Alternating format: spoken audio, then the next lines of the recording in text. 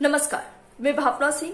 UP विधानसभा चुनाव 2022 में अब बस एक महीना बाकी रह गया है।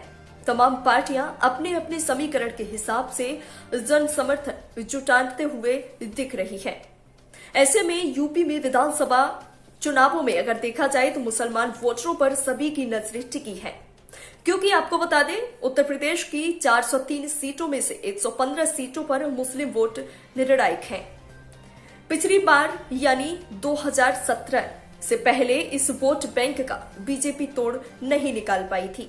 यह वोट बैंक आजादी के बाद से काफी समय तक कांग्रेस के पास रहा, बाद में काफी हद तक सपा के पास और कुछ बसपा के पास। लेकिन 2017 में बीजेपी ने इसे तोड़ दिया और 85% मुस्लिम निर्णायक सीटों पर उसने जीत हासिल कर ली।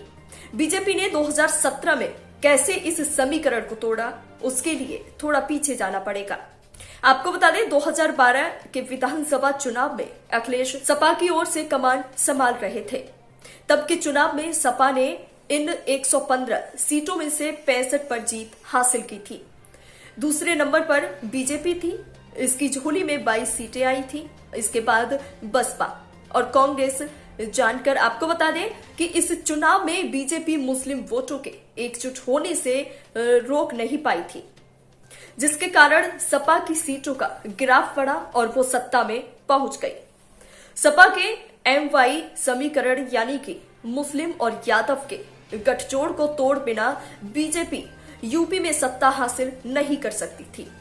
इस चुनाव में बीजेपी जहां अपने हिंदुत्व चेहरे के कारण हिंदू वोट बैंक को अपनी ओर खींचने में कामयाब रही, वहीं मुस्लिम वोटों में सभी सेंध लगता हुआ दिखा।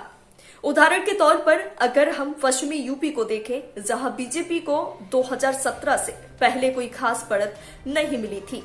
2017 में मुजफ्फरनगर दंगे के बाद यहां के वोट बैंक का समीकरण पिछले चुनाव से काफी बदल गया है। फिलहाल के लिए मेरे साथ बस इतना ही।